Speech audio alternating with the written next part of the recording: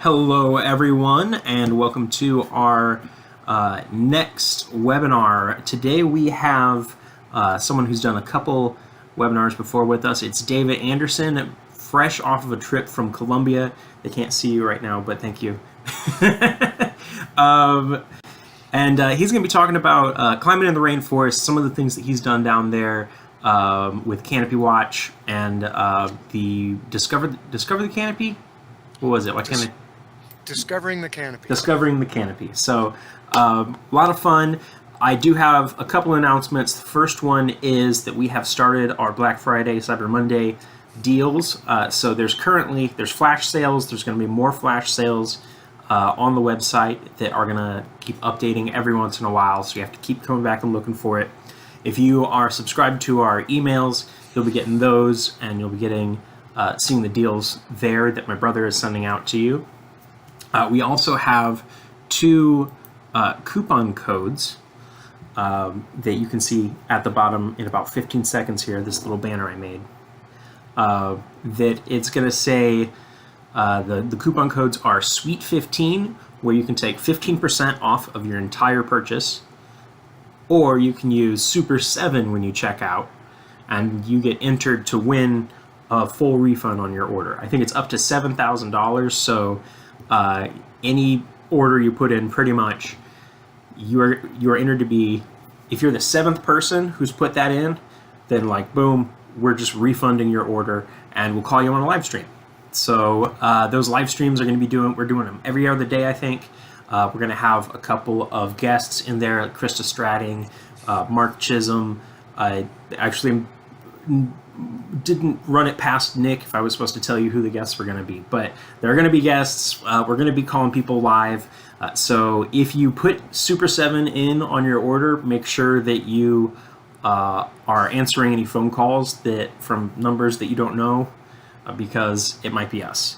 If it's in the middle of the day, it's a phone number you don't know, expect it to be tree stuff if you put Super 7 in.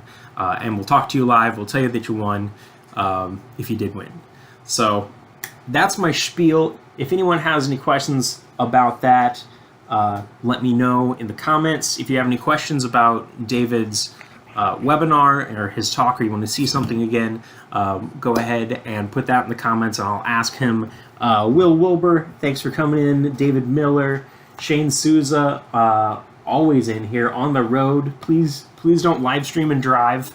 And somebody from Hook, Texas, from the DB Tree Company in Austin, Texas. So thanks everybody for joining us, and I'm gonna throw it over to David Anderson, who's gonna go ahead with his webinar in 3, 2, 1. 3, 2, 1. All right. Am I on? Am I on? It looks like it. Okay, I see my mouth moving. Hi everyone. My name's David Anderson. Thanks a lot for joining us. I want to talk with you today about climbing in the rainforest, and the topic of my webinar today is how arborists are going to save the planet Earth. So I hope you're ready for that one. Sign up, and we'll see if I can connect the dots from beginning to end. How arborists are going to save the Earth.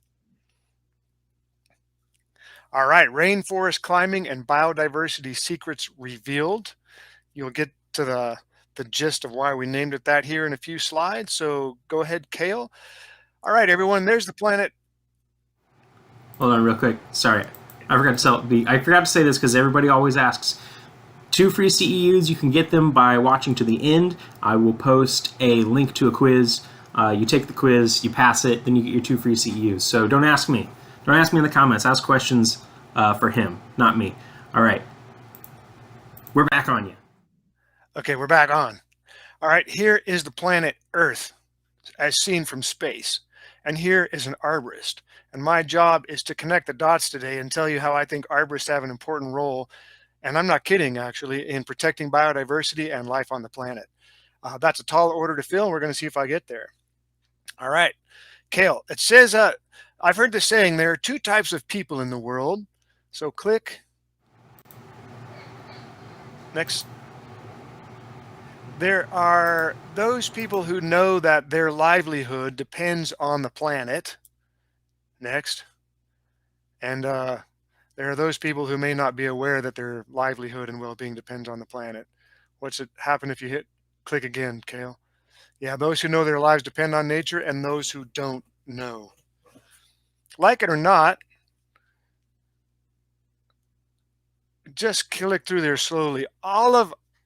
Everything we do in our lives depends on nature, whether it's the air that we breathe, the water that we drink, the farms that give us food, um, water for washing and bathing, and the food that we grow. Like it or not, it's because, no, go back. Like it or not, it's because the planet is providing the air and the water and the nutrients that we depend on to live. Whether you spend most of your time in a mall or most of your time in a tree, that fact is true. And I like to say something about science. Science doesn't care what you believe. Science is just about what actually happens in the world. And the science is without air and without water and without food, all of us would cease to exist. And we get all of that from the planet. Next one. And when I talk about healthy nature being the source of our well-being, one way to define healthy nature, and a big topic of today's presentation, is biodiversity. And because I am a scientist, I don't like to use words until I define them for you. And I want you all to know that biodiversity is the biological variety and variability of life on Earth. And biodiversity can be measured as the variation in genetics. So my genetics, your genetics, species, so all of us together are a species, Homo sapiens, and at the ecosystem level, which is a combination of species. Healthy nature is an outcome from biodiversity, and we're going to talk a little bit about biodiversity, what it means, and how arborists can help preserve biodiversity. What's the next slide show us? All right, so let's scroll through my slides to see. It's estimated that 40% of the biodiversity found on the planet Earth occurs in the canopy of different forests. 40%, almost half of all biodiversity is up there in that top space of that forest. That can be a good thing or a not so good thing if you're a scientist and you want to understand biodiversity. Next slide. And I'm going to show you why. And so I want to give you a couple of examples. This is a montane cloud forest in Costa Rica. Montane means it's a cloud forest that grows on the slopes of mountaintops. And you can see this, it's hard to tell if that person's standing on the ground or the top of a tree, but she's standing in the top of a tree. And she is surrounded by plants that are growing on the surface of other plants. All of those plants growing on the tree branches are called epiphytes. An epiphyte is any plant that grows on the surface of another plant. And if you do one click, Kale, so we don't give away the answer, one click, go back, too late. I want you, my slides are out of order. So I want you to take a guess. If you were to take 100 square meters of this forest in Costa Rica, 100 square meters, how many species of epiphytes are growing in the canopy of that forest? Would you guess it's 200, 400, or 600 epiphytes? Now click, Kale. It's, ta-da, 800. What happens if you do one more click? Yeah, my slides are out of order. So how many species of epiphytes are found in 1 hectare? 800 species, or 2 tons. There are very few places in the United States, if any, maybe a couple of swampy bottoms in Louisiana, where you could find 800 species of plants in 100 square meters. So to find 800 species of epiphytes is a good example of high biodiversity in the rainforest. All right, next slide. Here's another example of biodiversity. Terry Irwin got really famous by doing this experiment in Panama, where he's shooting insecticide out of a cannon. He's got white sheets strung out above the ground to catch the insects that fall out of the trees. And he fogged 19 individual trees, but of only one single species. And I want you to guess how many beetle species he got out of 19 individual trees with this one fogging experiment. So 19 trees, a bunch of pesticide fog. Was the number 500, 800, or 1,000 species of insects that came, sorry, not even insects, just beetles. He only looked at the beetles. So all of the other grasshoppers, cockroaches, katydids, butterflies, moths, we're not even counting those. How many species of beetles fell out of 19 trees? 500, 800, or 1,000? Okay, click for me. Yep, how many? Click one more. 1,200 species of beetles. 1,200 species of beetles fell out of 19 trees. All right. And not only that, but he decided after doing this experiment that 163 of those beetles only live in that one tree species. They're not found in any other tree in the rainforest. They're only found in that tree. So if we were to lose that tree, we would lose 163 species of beetles. That's phenomenal. I don't think there's 1,200 species of beetles in all of North America. And he got them out of 19 tree species. Okay, click one more. Now, Colombia is one of my favorite countries, and I really love these birds that you might call toucans, and I call them tucans or tucanes. And because I'm an ornithologist, a scientist who specializes in birds, I get to talk bird smack, and Nick Bonner just has to believe me. So how many species of toucans do you think live in Colombia, in this one country, which has more bird species than any other in the world? Let's say 3, 5, or 10. Well, I thought there was only one species of toucan, so. Yeah, the Fruit Loops toucan. Click one time and see what happens. There are 20 species of toucans in Colombia, just in Colombia, 20 species. And this matters from a perspective of the forest canopy because toucans are a species of bird that lives in the forest canopy. They don't run around on the ground. They're not in the shrubs. They're up there in the trees eating frogs, grasshoppers, katydids, bird eggs, and stuff like that. So that's one more example of biodiversity. Now let's talk about that's interesting. Click one more time for me. There we go. Let's talk about epiphytes for a second. Epiphytes, like I said, are those species of plants that grow on the surface of other plants. And in the tropical rainforest, there are trees that are so covered in epiphytes that you can't even see the surface of the tree. Sometimes there are trees growing in the top of a tree that are bigger than any of the other trees on the ground. I've climbed trees that were so huge that when you get to the top, the trees growing out of the top of that tree are bigger than the neighbor trees growing on the ground. Those are epiphytes. And epiphytes perform ecosystem services. And if you see the yellow star in the bottom of the screen, that's a hint to you to pay attention to any slide that has a yellow star. What are ecosystem services? It's any type of benefit that the ecosystem provides to human beings. And in epiphytes, they capture moisture from the clouds, they hold on to the moisture, they funnel it down through the tree where it goes into the soil, and then it's held in the soil and released slowly to communities all over the tropics like San Jose, Costa Rica. So they're drinking water that came from a mountain, that came from the epiphytes in a tree, that came from the moisture in the atmosphere. So one of the benefits, one of the ecosystem services, a benefit that the forest provides human beings, and it comes from the epiphytes, is capturing moisture from the atmosphere. Not only that, and it sounds too strange to be true, but epiphytes make their own soil. They're little soil factories because they catch leaves and detritus that falls from the canopy. They hold on to it. The leaves decompose. They turn into soil. From the soil, more epiphytes grow. And from that soil, the epiphytes rain nutrients to the ground. They rain dead insects and soil and nutrients and vitamins that they're storing. So there's another example of an ecosystem service that epiphytes provide. So they capture moisture, they create soil. As the slide shows, their habitat for wildlife like birds, frogs, amphibians, salamanders, small mammals, and all kinds of things. And so there's one example of an ecosystem service. Go ahead and what's on the next slide? Here's another ecosystem service. Did you know that a single bat can eat up to 1,500 mosquito-sized insects in an hour? Now, those insects may be mosquitoes that transmit malaria.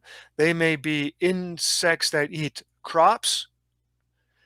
And one of the ecosystem services that a forest provides is that it's a home for bats, and bats eat mosquitoes.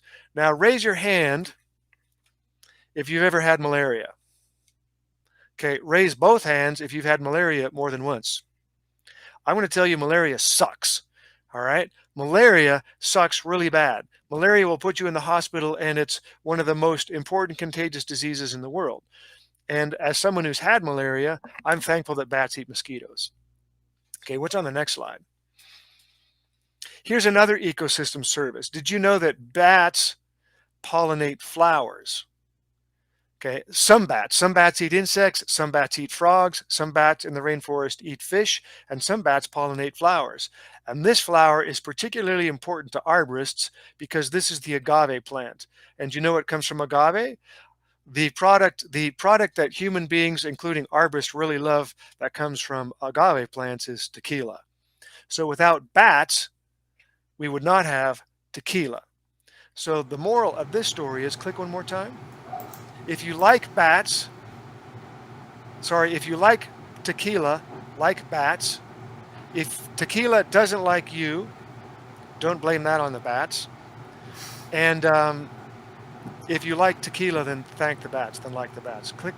What happens if you click? Oh, there's supposed to be a little sign on there that says like bats if you like tequila. So anyways. I think they definitely, I think our people listen when you're talking about protecting their tequila. Yeah, when we talk about protecting tequila, you better protect bats. All right. And there's an important ecosystem service. The next time you're hanging out with your arborist friends, you have to say, so an important ecosystem service is that bats provide tequila. All right. Without bats, we wouldn't have that.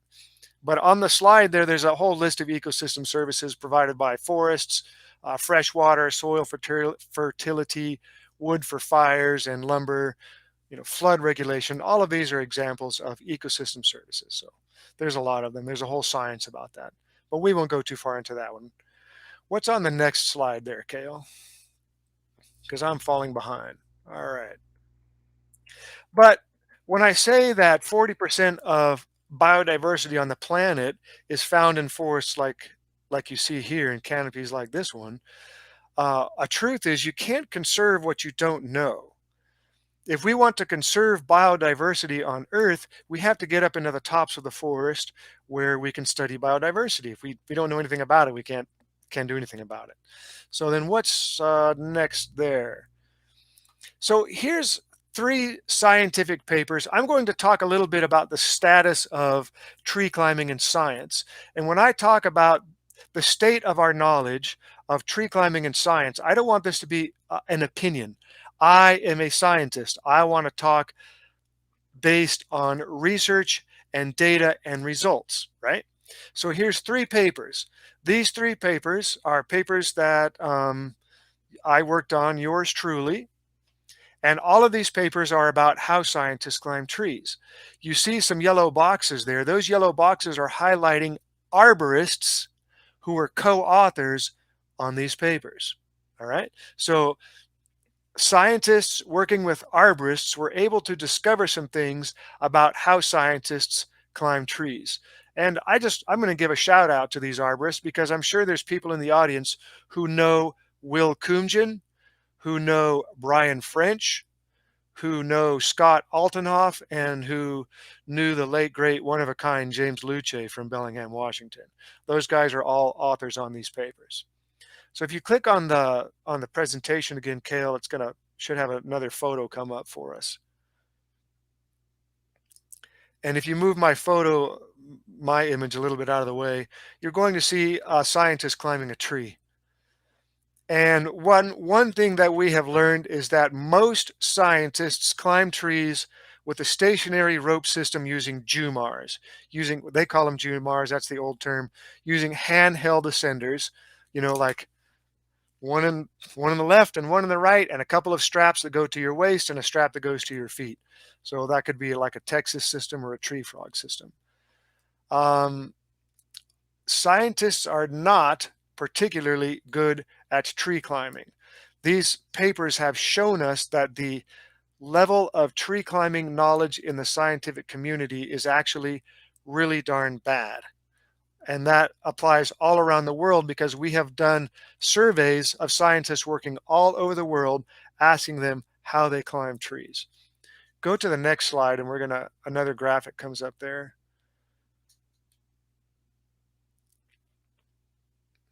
Okay, what's on the next one? Click there. There we go. Oh yeah, we just got to get David out of the way. So in one of our papers, we asked scientists, if you look across this figure here, you see the numbers 1, 2, 3, and 4, and those represent different zones of the tree. The center one meaning along the tree trunk, 2 is mid-branch, 3 is branch tips, and zone number 4 is the open spaces between trees. Green means a lot of scientists can do that, and red means most scientists cannot do that. And what we see is that as we go away from the tree trunk out towards the branch tips, fewer and fewer scientists know how to do lateral movement. That's important because biodiversity occurs everywhere in a tree crown. It's not just along the trunk of a tree. If you want to study every type of life in the top of a forest, you have to be able to get out to the branch tips, and you need to be able to get out into the open air to take light samples and air samples. And I've got 20 slides that are like this one that just repeat this message that scientists are not very good at climbing in general, and there are some scientists who really are good at climbing, like Steve Sillett of Humboldt State University, Russell Kramer from the University of Washington, and Sybil Gotch from Franklin Marshall College are scientists who are, if I can use scientific parlance, kick-ass climbers, okay? Those three are kick-ass climbers all the way around. But in general, scientists are not very good at climbing. So next slide, what happens in forests like this one? Most science that's being done, how do I say this? It's unusual for scientists to know how to climb trees, and the number of scientists who know how to climb trees who work in tropical forests is very close to this number. It's a very small number. But if we want to conserve biodiversity in the tops of this forest, then we need to climb up in to the top of the forest where we can study biodiversity. And that's where the meat of this talk is going to come from. So next slide. Because I really want to see more scientists climbing into the rainforest, and I want to empower scientists who live in tropical countries, Mexico, El Salvador, Honduras, Costa Rica, Panama, Ecuador, Bolivia, Colombia, all of those countries. I want them to have the tools to change their careers and work in their own backyard and say, you know what, today I'm going to go do some research in the rainforest because I live there. I don't have to fly from Canada. I don't have to fly from Washington State or Washington, D.C. With that in mind, I and some friends started this program called Discovering the Canopy, or in Spanish, Descubriendo el Dosel. And this slide is from our 2021 course in Colombia in August of this year, August of 2021. And those are our students and instructors. And I want to talk with you about the fun ways that we teach biologists from Latin America to climb. So show me the next slide, Kale. We have a course where we teach all of the basic skills that you can imagine for climbing trees. How to install a line with a throw line and throw bag, how to shoot a big shot, how to just make a monkey fist out of your rope and throw that over a tree. All of these basic skills are ones that we teach.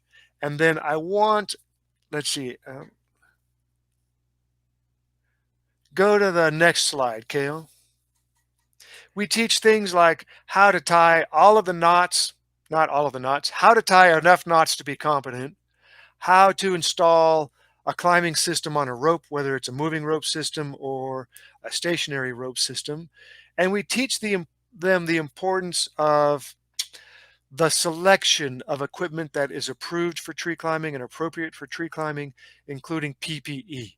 So Kale is going to call up a video that ends in 486 and show you a little demonstration that we did on the importance of PPE. You can talk till you're blue in the face, and your climbers are not going to wear their glasses in the tropics. So we got out some eggs, and we had them try and puncture an egg with safety glasses and then puncture an egg without safety glasses. And the students were the ones who punctured the egg with the stick. The video is a little choppy, not because our students are slow, but because we're doing this on the internet. Yeah, that choppiness is that's my fault. Yeah, that's okay. This computer's trying to do a lot. Yeah, the computer's got to do an awful lot. You know, technology is just sucks. The message is that we had to come up with, we have developed a curriculum over years of practice and experimentation to sync these messages in with the students. And we've learned from previous years that if you talk to them about safety glasses, safety glasses, safety glasses, every time they get uncomfortable, they take their glasses off. And we realize that, you know, they're not going to forget getting egg yolk on their hands. And the students were divided into groups, and every group had to take one egg, try and puncture the egg with safety glasses with a stick, and then take the safety glasses off and puncture the egg with the stick. And we didn't have a problem the whole rest of the week with students not wearing their safety glasses. It really worked. So rather than us saying it, the students are activating their knowledge by doing it. I think that's actually a great training thing that everybody here can do with their employees. We've got another slide coming up. My slides are out of order, but we've got another one. Yeah, so there are different ways to learn, and there are different ways to teach. Talking and listening is the most ineffective, least effective way to teach and the least effective way to learn. It gets more effective as you're doing something and more effective as you are teaching other people that skill. So by puncturing an egg, they are demonstrating and they are doing, and that's a better way to learn. Next slide. All right, so we have our students climbing all over the forest canopy. We have them on, to get into the top of the tree, mainly on a stationary rope system. To move around in the tree, they use stationary ropes and moving rope systems. It gets really beautiful when you see if you look at the photo on the left, you've got students surrounded by epiphytes. Okay, we know what epiphytes are. You might want to remember what epiphytes are. But the tree that they're climbing, and this is going to be really cool, that's a wild nutmeg tree. Who uses nutmeg in their hot cocoa or on their eggnog or in their pumpkin pie? That's a wild eggnog tree. All right, pretty cool, huh? So I think, yeah, there you go. And I had seen that tree in previous years and not taken close enough look to know that it was a wild nutmeg tree. Yeah. And as another cool fact, toucans like to eat nutmeg fruits. Yeah, so some other basic skills that we teach are how to tie basal anchors. We keep it simple. You know, we only have 5 days to teach these students plus one evening. So Sunday night and Monday through Friday, that's all we get. We don't have time to teach 4 or 6 basal anchors. We teach one basal anchor and we want them to know it really, really well, because the consequences of tying your basal anchor improperly are very bad. The student on the right is named Luce. She's walking on a branch. She's about 30 feet off the ground. She was able to conquer her fears and walk about 15 feet out on this branch and then put in a lanyard. And we use creative techniques by telling them like, hey, there's this hummingbird that weaves its nest out of golden fibers that it pulls, from the stream bank. And if you want to get that golden hummingbird nest, you have to walk out to the very tip of this branch, put in a lanyard so you're safe, and then, harvest that hummingbird nest. So that's one thing that we teach them. Go to the next slide and, click one time. Does it pull up another? There we go. This guy is named Luis Tobon. Luis Tobon is from Colombia. And you can see two things happening in this photo, in this slide. In the photo where Luis is wearing a blue shirt, he's hanging onto 2 branches. You can't see both hands, but he's got hands on both branches. The guy's scared and he's sitting on the branch, and he doesn't trust his rope, and he doesn't think that he can let go of the tree. Kale, will you move my image so they can see Luis Miguel in the red shirt? Here he is swinging through the trees. This transformation took place in 24 hours. The blue shirt photo is on Wednesday, and the red shirt photo is on Thursday. On Wednesday, he was too afraid to let go of that branch, and he's sitting. And on Thursday, he's swinging through the tree because now he knows he can swing from one end of the branch to the other. We get our students, in a period of 24 hours to conquer their fears and to really be able to do extraordinary things. What happens if we go to the next photo? All right. This is, if you don't know Noel Rodriguez, you need to know Noel. Noel is a native Spanish speaker. He was living in Portland but moved to the Seattle area. He's got a business called Gaia Tree.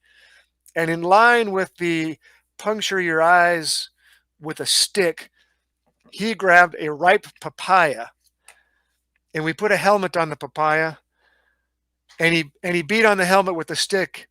And Noel is a natural born actor. He needs to be in film. He needs to be in Bollywood films. So he beats on the helmet, and then he takes the helmet off of the papaya, and he says, "Okay, but you know what? I'm super macho, and instead of buying a helmet, I spent all my money. Instead of spending the money on a helmet, I spent my money on beer." And he pounds on the papaya, and with 2 strokes of his stick, he dents the papaya, and then he plunges his stick into the papaya. We did not, and that was on the first morning. We did not have a student all week long who argued with us when we said, "Where's your helmet?" Okay, when you have a bloody papaya in your hands, they kind of get the message. So again, it goes into that basket of we've got a creative curriculum built on years of practice that also comes from having the best instructors that you can find anywhere. Go down one more slide. Here's another creative tactic that we use to teach students. You're really going to like this one. You can see a student sitting in a hammock, and that hammock is about 3 or 4 feet over the river. And on the right, we've got, it looks like 2 students who are going down to the hammock. In order to get to this was Noel's idea again. He made this up on the fly. In order to get to the hammock, you've got to climb up into the canopy of one tree. You've got to install a redirect out on a branch that brings you down through a second tree. And in the second tree is the one that's holding the hammock. And so you've got to do climb, redirect, neighbor tree, hammock over the water. When you can get your students to do that in a week, you can get your students to go practically anywhere in a tree. And we motivate them because there's a goal. They have an objective. It's not just, let's see if you can climb the tree. Let's see if you can walk on a branch. It's like, you want to sit in the hammock over the water? You want to chill? You got to do 3 things. You got to do 3 other things before you can get to the hammock. So I thought that was pretty spectacular. And the videos, let's see. Okay, so click. All right, we showed. Okay, so I want Kale to show us video number 496. This is going to be really cool. It's going to be choppy, but it's going to be cool. Kale will get that. This computer will 1, 2, resist. 0. This student is named Mauricio. And what is Mauricio about to do? He's on a rope swing. He's on a rope swing that goes over the river. Cuidado el árbol. Oh! Again, I think this was on Wednesday. This might be how we got our students to realize, yes, you can swing on a rope. So Noel, again, put in a rope swing, and the rope swing was on a rope wrench, all right? So you connect to the rope wrench, and you run off a cliff and jump out over the river, and then swing back. 1, 2, Mauro's 0. giving us the thumbs up. Mauricio is giving us the thumbs up. Students were students and instructors were in a line to do that one, all right? But it's one creative way to teach them. You can let go of the tree and swing around. All right, so now Kale is going to call up video number 507. 507 is important. And then we're going to do 498 after that. Kevin Bingham, famosísimo. Does anyone know who Kevin Bingham is? Kevin Bingham is a little blurry, but that's him in the middle. Who is it? This is another type of rope swing. There's Kevin Bingham, Oh, it's inventor of the Kevin rope Bingham, wrench. famosísimo. There's we no know rope wrench Kevin. in this photo. Yeah, we know Kevin. Is this in Colombia? Did you get him to go down to Colombia? This is yeah. Kevin was it's an Kevin instructor in the Bingham, course. You're going to see Oh, wow, another I didn't slide of know. Kevin in a second. Yeah, so I've got some slides introducing our instructors, but we build a bond and a friendship with our students by doing crazy stuff like after we've been hot and sweaty for 8 hours, we're going to rope swing into the river. So there's Kevin smacking his rear end on the water before he lets go and flies. Oh, it's Now, Kevin Bingham, what kind of predators are waiting for you in this river? Rocks, big rocks. You have to Oh, miss it's the Kevin rocks. Bingham, famosísimo. Yeah, don't land on the rock. All right, go down another. Oh wait, and then slide number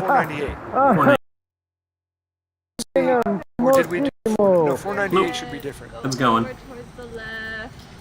Don't Yeah, pull it's too hard. just choppy. I think it's All right. asking my computer to do a little bit too much right now. Okay. We even had a yoga instructor in our Discovering the Canopy And then course. over to the other side. This is Emma. Emma is Emma. One of our instructors is named Emmett, and Emmett's girlfriend is Emma, and Emma came down to teach yoga because we were really beating up on our students who were not used to climbing trees all day long.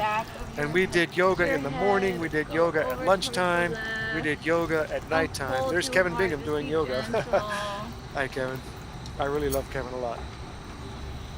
And this is just one more way that we have a novel training that builds strong relationships with students.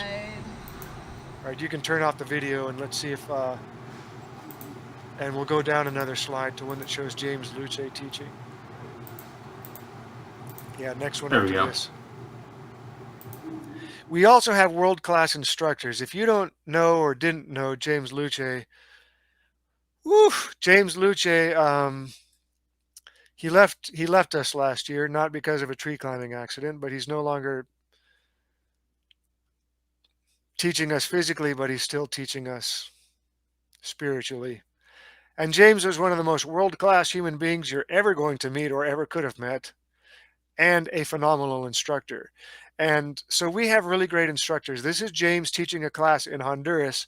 We've got some soldiers in the background who are walking down the road patrolling, and they got fascinated and hooked by James giving a lesson on ropes. So I want to introduce you to some of our instructors. That's James Luce from Bellingham, Washington. Next slide. Noel Rodriguez there on the left, the originator of Bash a Papaya with the Stick. Kevin Bingham, the inventor of multiple types of rope technologies, all right, like the rope wrench and the quickie. And here he is teaching throwback technique. Go back. No, go back. If you want to learn throwback technique, who better can you learn from than Kevin Bingham? Kevin Bingham is not only a world-class climber, he's a world-class competitor. Kevin competes in competitions and wins, and so does Noel. Noel is an internationally winning competitor, so you can't beat that. Next slide. We actually have video of Kevin Bingham doing the Capture the Canopy competition that we did a couple years ago with Notch, where he's up there on a rope, on his own rope runner that he invented, swinging around. It's pretty incredible. He knows how to move through a tree for sure.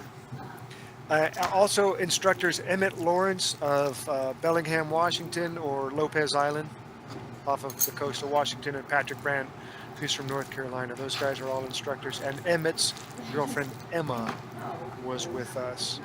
And then if I can say anything about the instructors, I just want to give a shout out to these guys for having excellent technique for working with students, to know how to get every ounce of energy, every ounce of courage out of the students and motivating them to exceed their limits and climb all over the forest and know how to tailor a lesson to every individual student, because the students differ in their size, in their proportion, in their prior level of experience, in their level of comfort on a rope or at heights.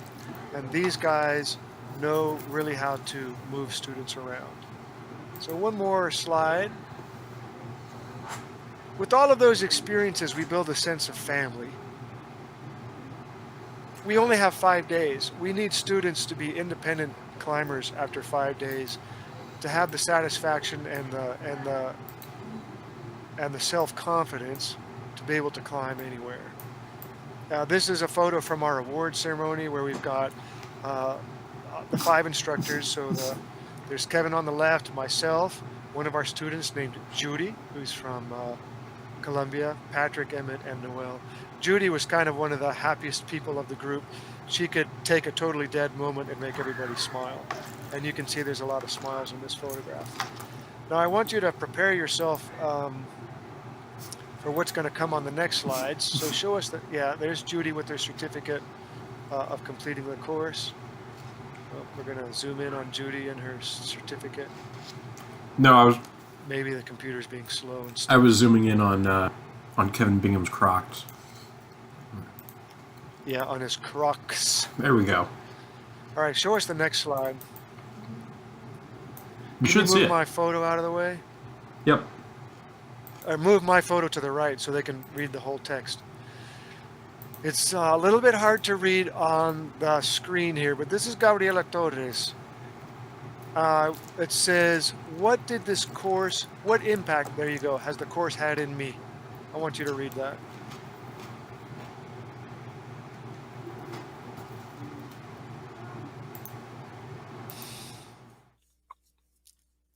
How do you like those words?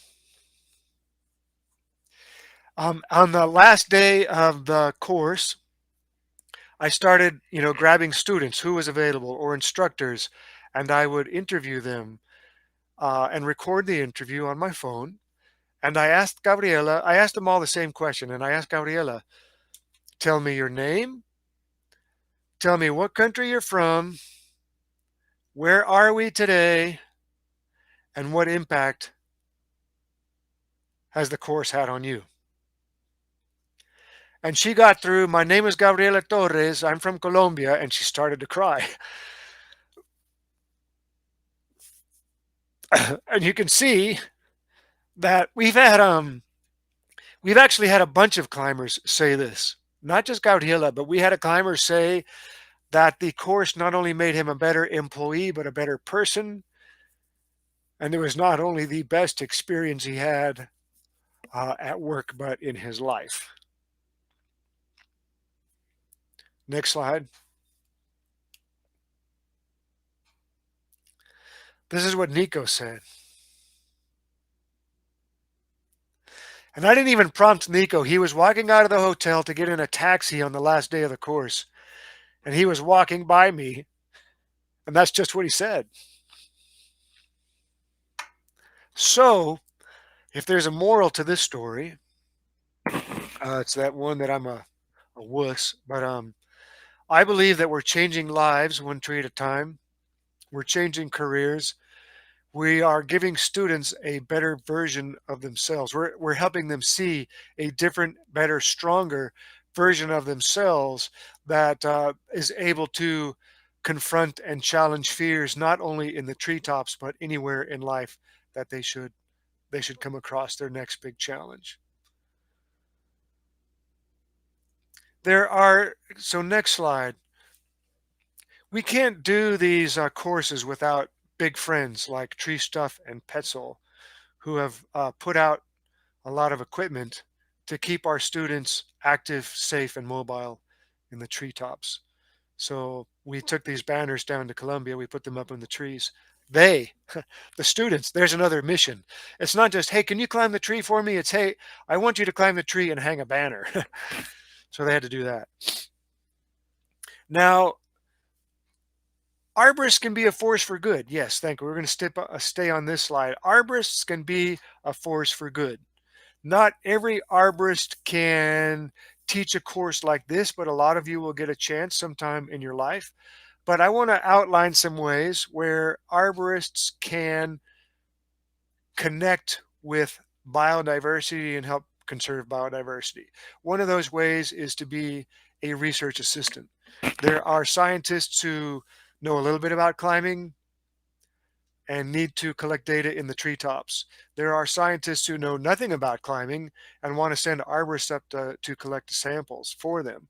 In that top photo, that's Will Coomjian. Will is about to cut a branch out of a tree and rig it to the ground without knocking any epiphytes off of the branch. Now, a lot of scientists can climb up to get to that branch, but not a lot of scientists will know how to cut the tree and rig it down without knocking all of the delicate epiphytes off of that branch. So Will is doing his thing to understand epiphyte ecology in the top of the forest. Go to the next slide here. After this one, arborists can provide ecosystem services. If we reverse the roles, arborists can provide services to ecosystems by creating a wildlife habitat. You might have a homeowner that says, I need to take this dead tree down. And you might have a conversation with them that says, hey, I know you like flying squirrels. I know you like chickadees. Why don't I take your snag, and for no extra money, or maybe even less, because I don't have to haul the bottom half of this tree out of there, I'm going to make a wildlife habitat. I'm going to create a snag with a cavity in it. So there's another way. All right, what follows that? Go to the next slide here. I just want to say real quick here that if you are interested in learning how to do one of these, we do have a couple videos from last year's community experts talking about how to make a wildlife habitat, how to do it quickly and how to do it well. So go ahead and you can find that on our YouTube page. And also this year, if you want to teach somebody how to do something and possibly win a whole bunch of money, we are doing it again. You can submit your community expert video right now. All right, back to you. And that extends to you as well, David, if you want to submit anything to that. Oh, okay. You just need to take a 2-minute video. Afterwards. Yeah. Ooh, I've got some tips. Perfect. That'd be great. Okay. And I can do them in Spanish. I can do my tips in Spanish. We would love that. Okay, we'll do tips in Spanish. Okay. Here's a woodpecker that lives in the southeastern United States in a particular type of pine forest. It's called the red-cockaded woodpecker, and it's critically endangered or endangered. Those are slightly different categories. And if you look at the nest of this red-cockaded woodpecker, you're going to who can notice something unusual about that nest? The nest is rectangular. The nest is rectangular because it's artificial and it was placed in a tree. They only nest in pine trees of a certain age, a certain size, a certain diameter. The trees have to be dripping all of this pitch, and it's hard to naturally reproduce that habitat because we have changed how we harvest lumber in the southeastern United States. So now we have arborists and biologists who climb these trees and create the habitat that creates nesting sites suitable for the red-cockaded woodpecker. So arborists can do that when they're not, saving the world in other ways. They can install camera traps as part of a research on all kinds of wildlife. Monkeys. There are camera trap studies for monkeys. There are camera trap studies for birds that fly up like toucans and pluck fruit from a plant and then fly off. So you might have a plant that's fruiting in the canopy and you want to know, okay, what animals day and night are eating these seeds and dispersing them?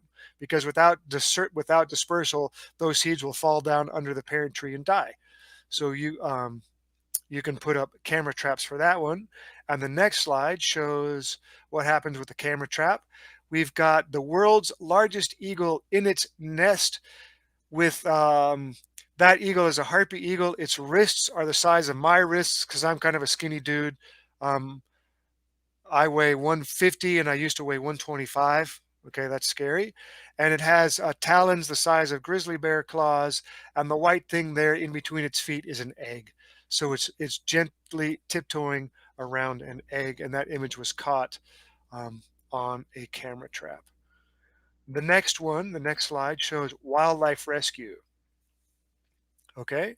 Um, Arborists get calls sometimes from wildlife rehab centers that they have a nestling that needs to be re-nested. Okay. There are a couple of things that you need if you're going to participate in that. One, the wildlife rehab center has to have a permit.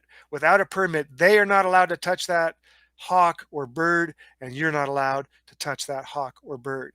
If a homeowner calls you and says, this hawk fell out of a tree, can you put it back in the tree? Understand that you could get into a lot of trouble if you were to get caught doing that. So I'm going to give you a wink. Okay.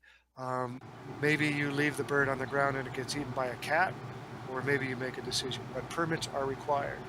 You also need a little bit of experience on how to handle a nestling, because you can easily break their wings and then it's game over. Good intentions don't matter, or it may have broken its wing when it fell on the ground. And the best thing is to call the rehab center, have them check on the nestling, give you permission to put it back on the nest. Okay. So, moral of the story: arborists can save bird lives, but you have to have a little bit of practice to do that. All right, what's on the next slide there, Kale? Oop, click. Ta-da! All right, I told you at the beginning that I think arborists can be key to saving life on Earth. Maybe not all life on Earth, but arborists can save a lot of life on Earth. And there are a lot of ways you can do it. And some of those ways can be really fun. They can be impactful for wildlife. You can literally change the course of someone's life who never thought they were ever going to climb a tree. And they got to climb a tree because it was part of a recreational experience in a park near them, or because you taught them how to climb a tree for science or education. And I am a climbing scientist. I teach scientists who to climb. For a long time, I thought I knew all there was to know about tree climbing, and I was that guy who had two Jumars, one attached to my waist and one attached to my feet, and that was all there was to climbing. And guess what happened when I decided, oh, there's a world to climbing that I don't know? I started taking classes from arborists, and I met arborists, and then I learned the real way to climb trees. So I'm an example of someone whose life was changed because I met arborists and climbed with arborists. Next slide. None of this would be possible without a few key friends. Shoot, in the former version of this slide, Tree Stuff was at the top. So Petzl Foundation, Rufford, Yale, Tree Stuff, and all of our other friends have donated either equipment or money. Equipment that lets us teach the courses, equipment that keeps our climbers safe, and money that pays for airplane tickets and hotel rooms and all of that other stuff. All right, so next one. I think that I'm done with the presentation, but I'm going to review my quiz questions. Don't look, to make sure I didn't miss anything. If I come up with anything, you better write it down. And then we'll start taking questions. I can do that. I can definitely come up with some questions. Kale can go first, and then everyone else can. They can have a shot of tequila. Yeah. Take care of your bats so we can all have tequila. Yeah. First thing I just want to circle back to, because it's kind of the reason I have a job, is Black Friday. Black Friday sales going on right now. We've got those 2 codes, Super 7, where you can get one, or you can enter to win a free order, or Sweet 15, where you can get 15% off of everything. If you've been to Tree Stuff in the last a little bit more than 12 hours and you haven't seen that, then I don't know how, because I put it everywhere I can. Yes, so thank you, David. Thank you on all this. My first question I've got here is from Jason Dudek, who he's asking, because he does this. Do you have a bird that you climb with? As in, you put your cockatoo on your shoulder and go climbing. If I was born 50 years too late, and if I had been born at the right time in the world, 50 years earlier than I would have had a raven as a pet. But you're Oh. not allowed to do that now, and I don't have a bird that I climb with. But I do follow Jason on social media. Hey, Jason. So you've seen that before. Great. Yeah, Jason's one of our super fans, always out here. When you are teaching people down in the Discover the Canopy, what is who are these people that you're teaching? Okay, we put out a blast for applications, and we put out the blast all over Latin America as far as we can reach, inviting people. Yeah, that was a good question. I think there's a yellow star with that question. Okay. Inviting people to take our course. The first year that we taught this course, we had 48 applications. The second year that we taught the course, we had 78 applications, and only 20 get selected. Who are the people that take the course? They are college students. Some of them are bachelor's level college students. Some of them are master's level or PhD level college students. Some of them are professors at university. Some of them are foresters who want to study tree growth or arboreal tree habitats. Some of them are photographers and videographers who want to make educational material about what it's like in the forest canopy. And they can't get up there if they don't have our class.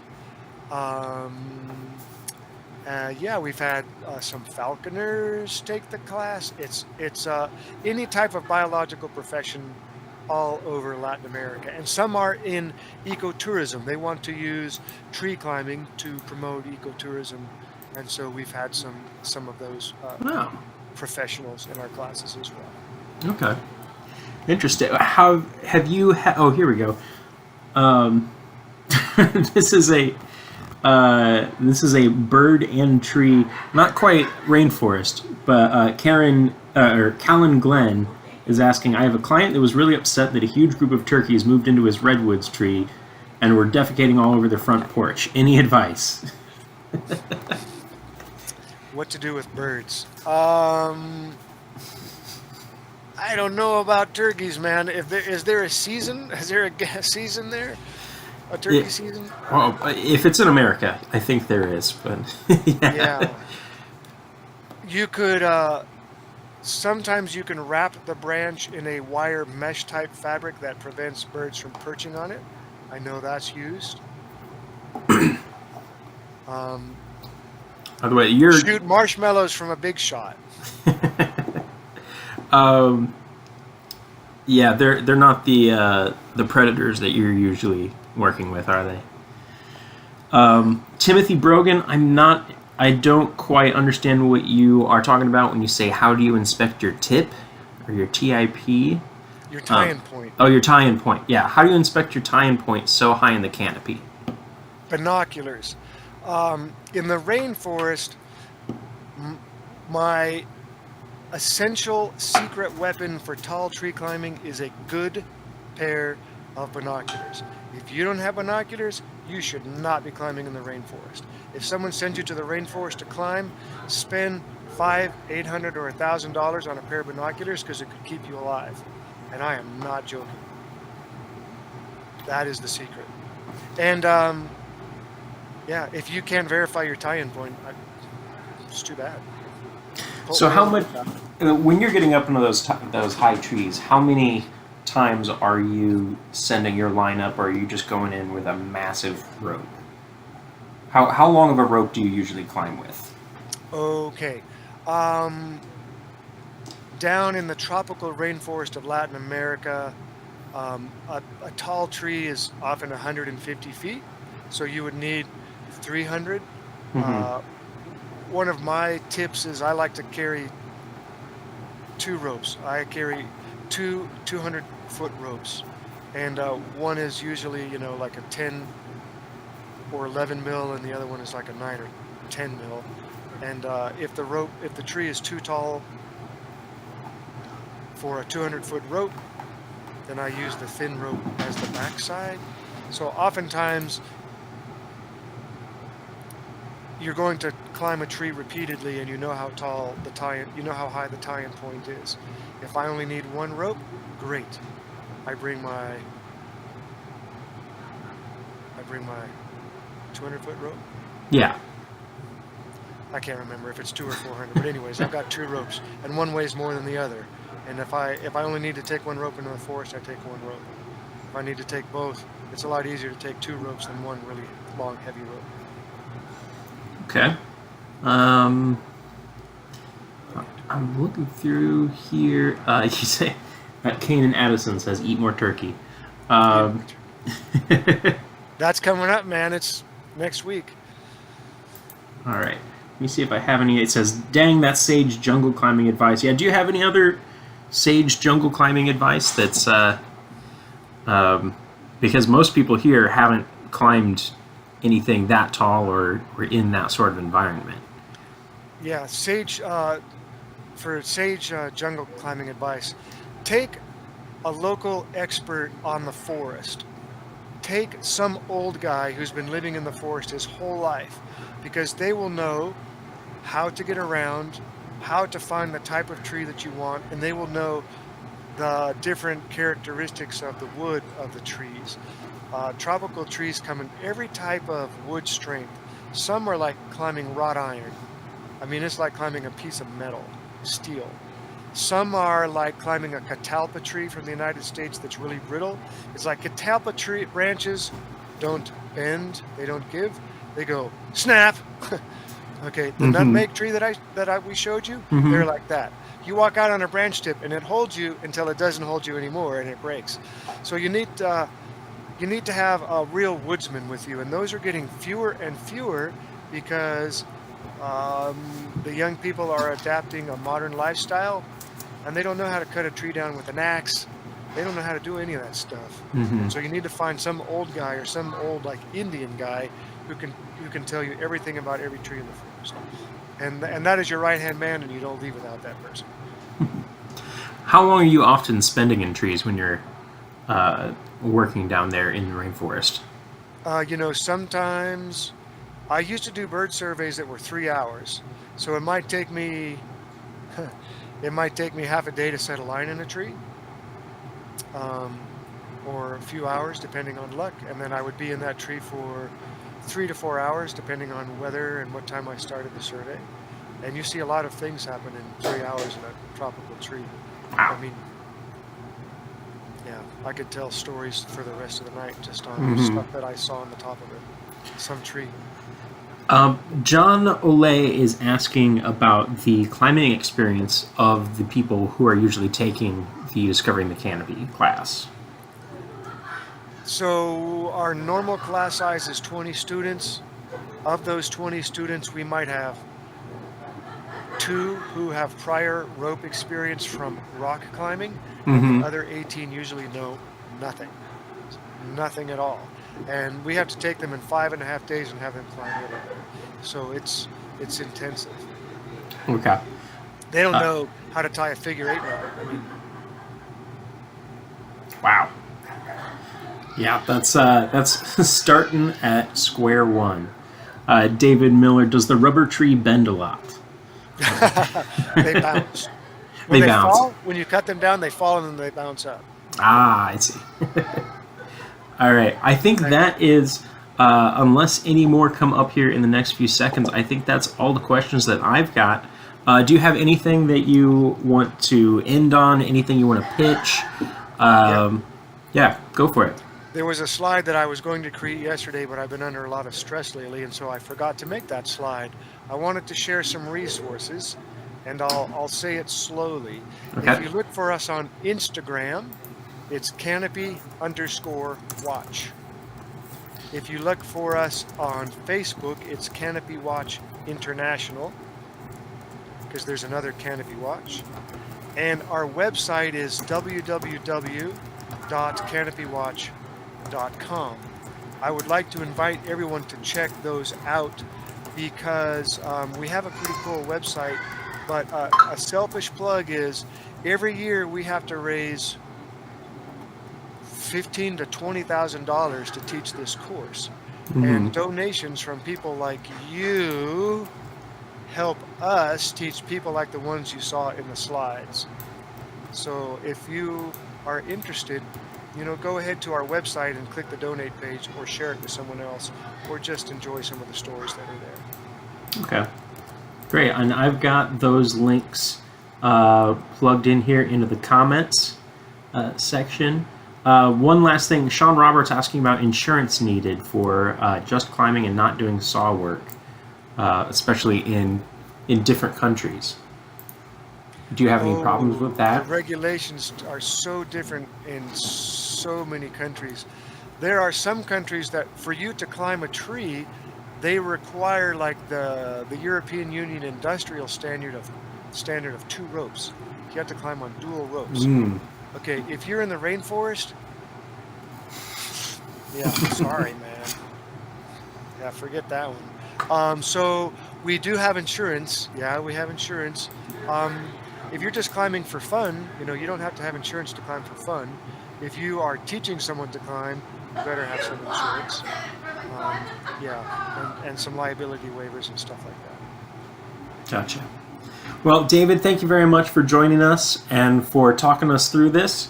It was great seeing you again. And everyone, I have posted the links in the YouTube and the Facebook comments there, and I'll have them on the descriptions, so you can go with that. And yeah, thank you for joining us. Everyone, go check out all of the stuff that he just talked about, and have a nice night.